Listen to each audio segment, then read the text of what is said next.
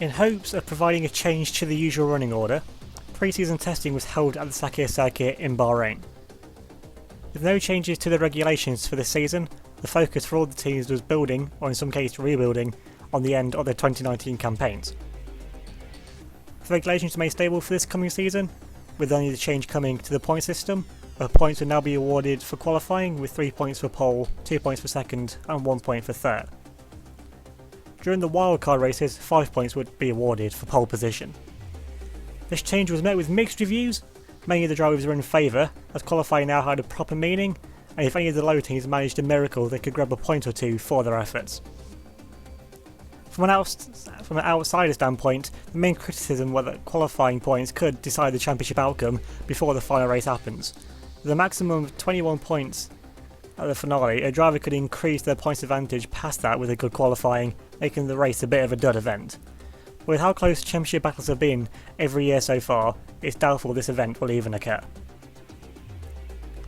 Even with no changes to the car regulations, it wasn't going to be plain sailing for all the teams as it was expected to be. BMW make a shock departure from the sport after relations with Williams fell apart. It transpired that BMW had not developed their engine throughout the season, which is what caused the rapid decline in pace for Schumacher and Kubica in the second half of the 2019 season. The lack of straight line pace was most evident at Italy and Canada, where both drivers struggled immensely and were even slower than fellow BMW runners Haas in qualifying, as the Haas car with its naturally lower jag was faster due to have less downforce. The withdrawal from the German giants also had massive implications for the Haas F1 team, as much of the American outfit's funding had come from BMW. The F1 grid was due to drop down to 9 teams for 2020, but a new team was granted access to the grid and will be racing using what would have been the Haas VF20 chassis. Although it only came to light recently, defending champions Williams have been working on an engine deal with a new supplier for quite some time for this coming season. The team have announced a 2-year engine deal with Honda, and securing the deal early allowed the team to design a chassis around the new power unit, but it still remains to be seen if Williams can keep their competitive edge, as Honda power units have delivered mixed results since the Japanese marquee made their return to F1 in 2015. The team will be competing at the start of the season with a C-spec of the FW41 chassis, as ever since 2015 the cars have been designed around BMW engines, so a little more design work is needed before the FW42 is launched later in the season, most likely at the Spanish Grand Prix. It's a C-spec as the unraced B-spec flywheel car never made it to the track, as the BMW and Williams could not find a way to integrate the flywheel system. Honda agreed to supply the British outfit since they're operating only as an engine supplier. Having 2 top teams with Honda power along with Red Bull will only improve the chances of success. Red Bull were unable to block the move as officially there is no Honda Works team, although Honda do own a 20% stake in the Austrian outfit. If Schumacher stays on at Williams, they'll have to work overtime if he's to have any chance of retaining his championship that the shortened calendar gifted him last year. Partnering the German will be rookie Canadian Nicholas Latifi. Many F1 and Williams team fans view this as a very unpopular move, as Latifi hasn't had the greatest success in lower formula and was beaten convincingly by Dam's teammate Sergio Sette Camara in F2 last year.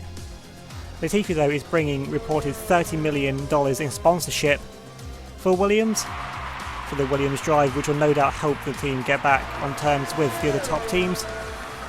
Only time will tell though if Latifi is F1 worthy. And Williams now also have academy drivers Jack Aitken and Dan Tatum competing in F2, so the pressure is well and truly on the Canadian to perform. Following the withdrawal of BMW from F1, Haas also looked to be out due to a significant lack of funding. In 2016, Haas entered F1 with major backing from BMW to run as the junior team. However, when it all looked to be over for the American outfit, they were thrown a lifeline by Toyota. Merging the 2 teams into one, the majority of the jobs were saved, and those that weren't found refuge at the new team joining the grid for this coming season. The Toyota team itself would still be the team to operate, taking a 95% stake of the Haas team, with Haas sponsorship on the car, much in the way that BMW Sauber operated in the late 2000s. Some Haas personnel have stayed on in major roles, as Gunther Steiner would now become the team principal of Toyota, as previous team principal Otmar Safnauer has left to join the new team. The TRD 120 in many ways is more evolution than revolution from the 2019 TF 119, so the team will have a good understanding of how the car will perform and allow the team to focus towards the 2021 regulation changes. After buying out the Haas team, this left 4 drivers to go for 2 seats, and it's a little surprise that 2008 champion Lewis Hamilton was the first driver to be confirmed for 2020. The Brit eager to secure his second world title, which he came tantalisingly close to in 2019. The second seat was hotly contested between Colton Herta, Nico Kari and Nobuharu Matsushita. Eventually it was the latter who got the drive, with Kari now becoming the reserve driver for the new Toyota-Haas F1 team. Colton Herta returned to America to focus on IndyCar and the IMSA WeatherTech Championship this season. Red Bull will look to progress from a mixed but encouraging 2019 campaign, a season which saw Honda-powered cars win for the first time since the Japanese motor company came back to F1 in 2015. The cars proved to have genuine pace throughout the mid-part of last season, but tailed off in the final races, as Honda focused its efforts more on the 2020 power units from early on. Reliability was the main area of focus, as all 3 Red Bull drivers suffered issues or complete failures at tracks which demanded a lot of power, such as Spa and Monza.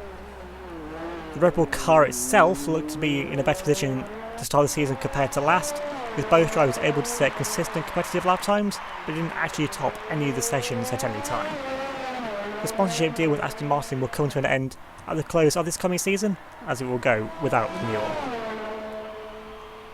When the RB16 broke cover, many in the paddock noticed that the nose design of the car resembles what Mercedes and Lotus then Renault had in 2015 and 2016.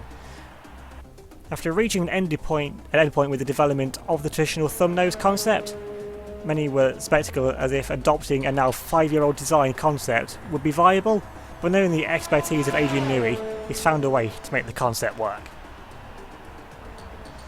It came as no surprise that there was to be no change in the driver lineup for the Austrian outfit.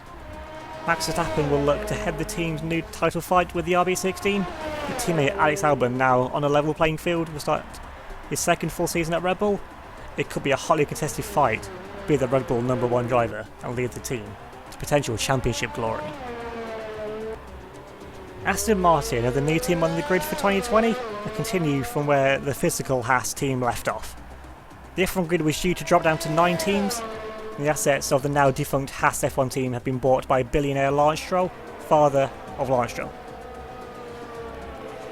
The team will race the chassis the Haas would have for 2020, meaning the team should have a stable debut season, but not many in the paddock were expecting a repeat of what Braun managed in 2009 after buying out Honda at the end of 2008.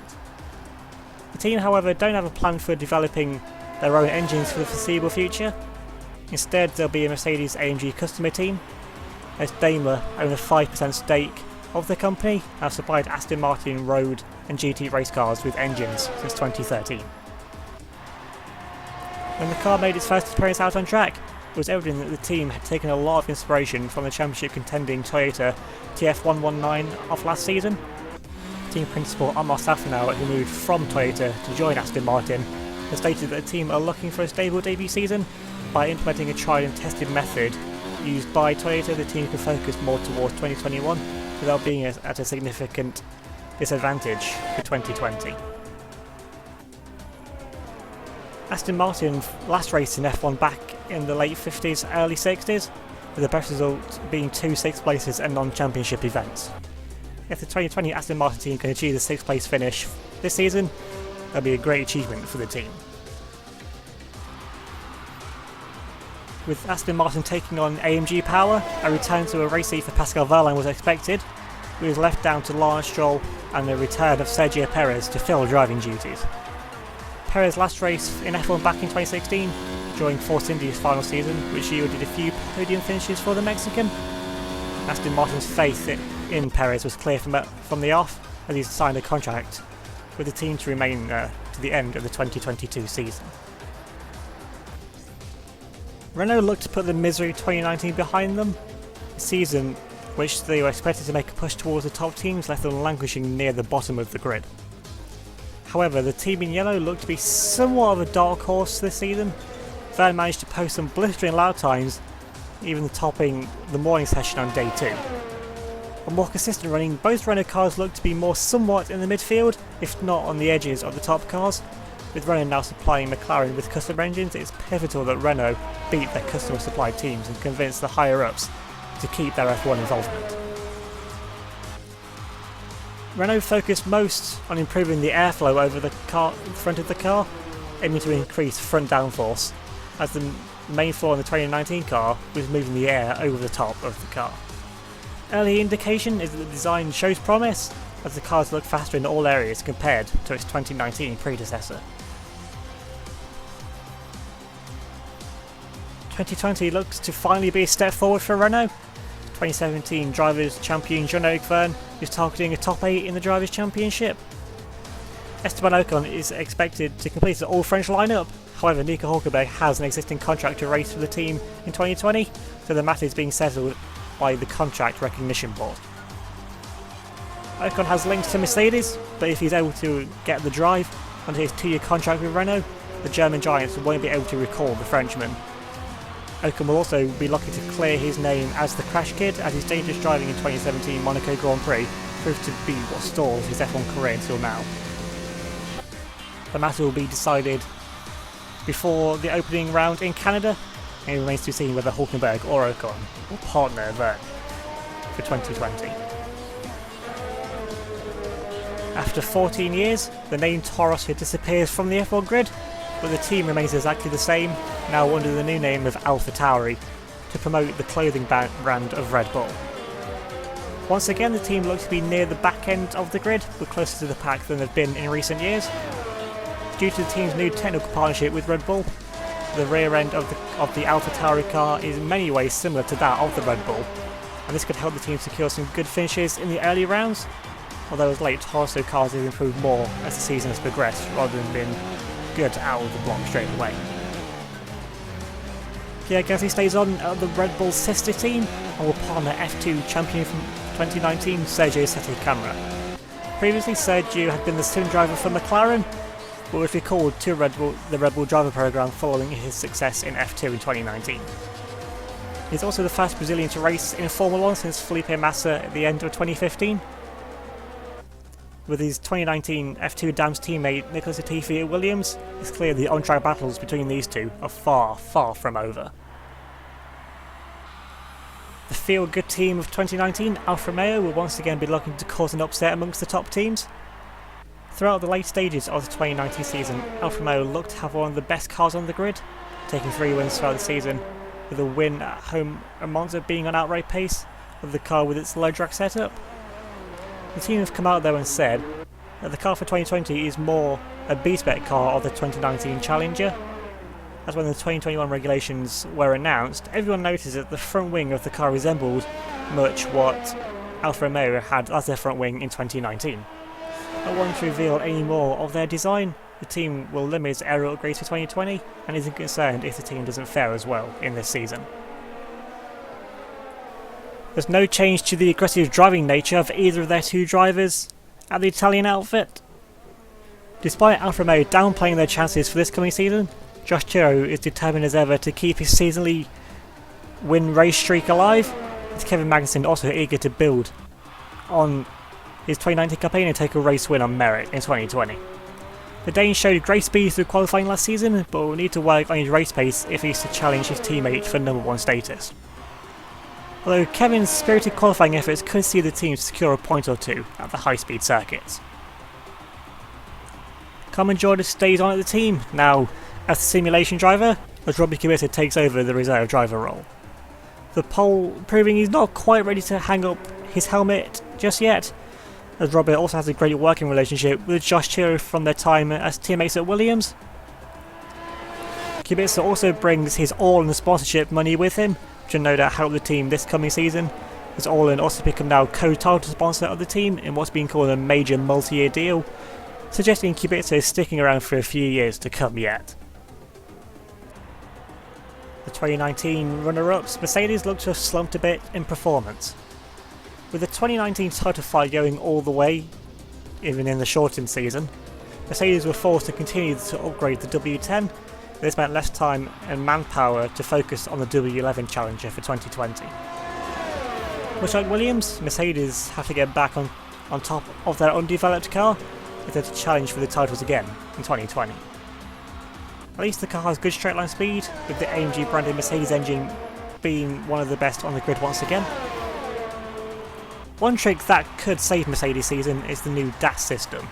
The dual axle steering allows the drivers to push and pull on the steering wheel to move the angle of the front wheels inwards and out. This will allow the drivers to warm up the front tyres better, and can also slightly improve the straight line speed of the car and increase cornering stability. Although the DAS system was proving troublesome for the drivers to get used to, making the car unpredictable and under braking and medium speed corners, the speed benefits are there, as proven once the drivers can get to grips with the system.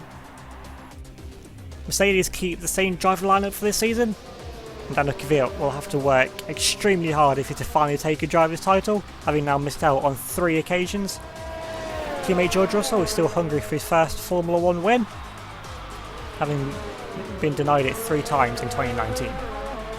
The British showed he has raw pace, but will need to improve his consistency if he's to remain and get on level terms with Kvyat. Pascal Wehrlein remaining the test and reserve driver for the team.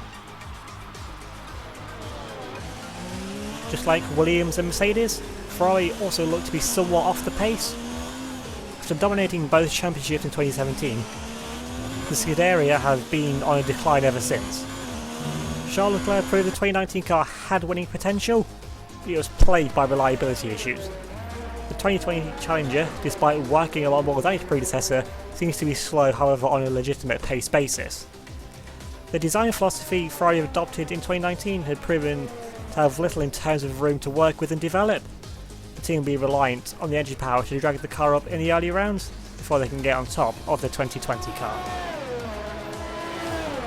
There's no doubt that Charles Leclerc is the future of Ferrari and one of the future stars of F1. After convincingly beating Sebastian Vettel in the championship last year, Leclerc has received a contract extension to remain at the Red Team until the end of 2024. His teammate for the season will once again be Sebastian Vettel. It was thought throughout 2019 that Vettel would leave the team, but higher-ups managed to negotiate a deal with the German to keep him on at the team until the end of this season at least. McLaren quietly went about their businesses throughout testing. Once again, the team looks set for another decent season, building off their 2019 success, which yielded a podium finish at the Spanish Grand Prix. The team's primary focus for the 2021 regulations, so in many ways 2020 is much a throwaway season. The team did focus on the short runs, although throughout qualifying in 2019 neither driver managed anything particularly special, and this often crippled race performances with how close the midfield was in 2019. McLaren name an unchanged driver lineup for 2020. Rui Harianto will need to up his performances now that he's had his seasons to get used to the new regulation cars. The popular Brit Lando Norris will look to build up a very encouraging debut season with that podium he scored back at Spain. The entire grid seems closer than ever before. Less than a second covered the fastest times between all the full-time drivers, 3/10 covering 4th to 17th. Daniel Kvyat set the fastest lap of the test, whilst Verstappen's and Hamilton's laps appeared to be most consistent at the front. This means qualifying could be more crucial than ever, as even not just hard to overtake circuits, and one bad lap will leave a driver near the back of the grid in a front-running car. Wildcard races remain, and this time there will be 3 races adopting the change point system. First at round 2 at USA, followed then by Monaco and Hungary later in the season. The season calendar also sees significant change, as the first race will be held at Canada, as the American side of the races weren't able to be held last season, and from Canada move through the other American races before moving through Europe and then finally to Asia, with Japan hosting the final race for the first time since 2003. Who's got it right, or maybe very wrong, over the extended winter break? Find out soon, as Formula 1 returns to the circuit, Gilles Villeneuve.